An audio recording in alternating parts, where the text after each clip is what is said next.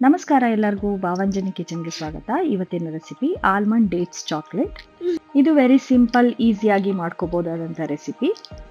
ಹಾಗೆಯೇ ಈ ಚಾಕ್ಲೇಟ್ ಮಾಡೋದಕ್ಕೆ ಕಡಿಮೆ ಇಂಗ್ರೀಡಿಯೆಂಟ್ಸ್ ಕೂಡ ಬೇಕಾಗುತ್ತೆ. ಮೊದಲಿಗೆ ಒಂದು 10 ಖರ್ಜೂರನ ತಗೊಂಡು ನಾನು ಇದನ್ನು ಈ ಥರ ಕಟ್ ಮಾಡ್ಕೊತಿದ್ದೀನಿ ಮಧ್ಯಕ್ಕೆ. ಜೊತೆಗೆ ಒಂದು ಸ್ವಲ್ಪ ಆಲ್ಮಂಡ್ ಕೂಡ. ಈ ಕಟ್ ಮಾಡ್ಕೊಂಡಿರೋ ಖರ್ಜೂರಕ್ಕೆ ಮಧ್ಯ ಈ ಥರ ಒಂದು ಬಾದಾಮಿ ಹಾಕಿ ಆರ್ಟ್ ಶೇಪ್ ಬರೋ ಥರ ನಾನು ಇದನ್ನು ಸ್ಟಿಕ್ ಮಾಡ್ಕೋತಾ ಇದ್ದೀನಿ. ನೋಡಿ ಈ ಥರ. ಈಗೆಲ್ಲ ಇದನ್ನು ರೆಡಿ ಮಾಡ್ಕೊಂಬಿಡೋಣ ಫಸ್ಟು.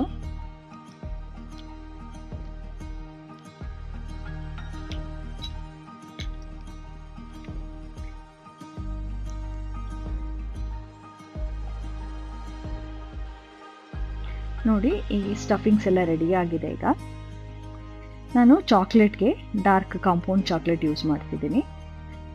ಯಾವುದಾದ್ರೂ ಸೂಪರ್ ಮಾರ್ಕೆಟಲ್ಲಿ ಕೇಳಿದ್ರೆ ನಿಮಗೆ ಸಿಗುತ್ತೆ. ನಾನು ಇದರಲ್ಲಿ ಒಂದು ಪೀಸ್ನ ತೊಗೊಂಡು ಈ ಥರ ಚಿಕ್ಕ ಚಿಕ್ಕದಾಗಿ ಇದನ್ನ ಫಸ್ಟು ಕಟ್ ಮಾಡ್ಕೊತೀನಿ. ಯಾಕಂದರೆ ಮೆಲ್ಟ್ ಮಾಡಲಿಕ್ಕೆ ಈಸಿ ಆಗುತ್ತೆ ಅಂಥೇಳಿ ಈ ಥರ ಚಿಕ್ಕ ಚಿಕ್ಕದಾಗಿ ನಾನು ಫಸ್ಟು ಕಟ್ ಮಾಡ್ಕೊತಿದ್ದೀನಿ.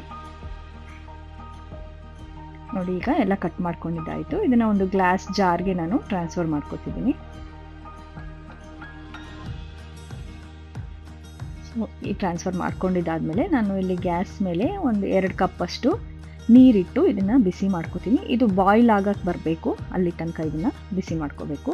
ಇದಕ್ಕೆ ನಾನು ಗ್ಲಾಸ್ ಬೌಲಲ್ಲಿ ಹಾಕಿರೋ ಚಾಕ್ಲೇಟ್ನ ಇಟ್ಟು ಇದನ್ನು ಮೆಲ್ಟ್ ಮಾಡ್ಕೋತೀನಿ. ಓವರ್ ಬಾಯ್ಲ್ ಕೂಡ ಮಾಡಬಾರ್ದು ಮತ್ತು ಇದಕ್ಕೆ ನೀರು ಕೂಡ ಬೀಳಬಾರ್ದು. ನೋಡಿ ಈ ಥರ ಸ್ಲೋ ಆಗಿ ಇದನ್ನು ತಿರುಗಿಸ್ತಾ ಬರಬೇಕು. ಹಿಂಗೆ ಮಾಡೋದ್ರಿಂದ ಇದು ಮೆಲ್ಟ್ ಆಗುತ್ತೆ.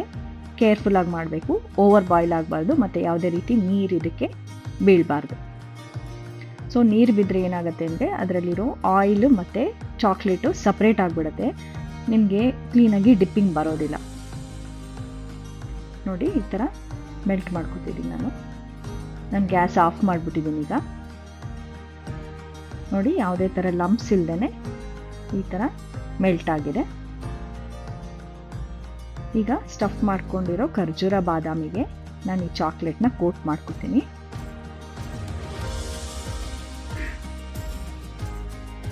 ನೋಡಿ ಈ ಥರ 2 ಸೈಡು ಎಲ್ಲ ಸೈಡು ಕೋಟ್ ಆಗೋ ಥರ ನಾನು ಇದನ್ನ ಕೋಟ್ ಮಾಡ್ತಾಯಿದ್ದೀನಿ.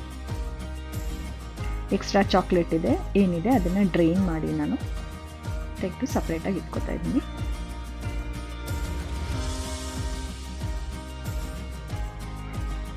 ಸೊ ಈ ಥರ ಎಲ್ಲ ಚಾಕ್ಲೇಟ್ಸ್ನು ಕೂಡ ಕೋಟಿಂಗ್ ಮಾಡ್ಕೊಂಬೋಣ ಫಸ್ಟು.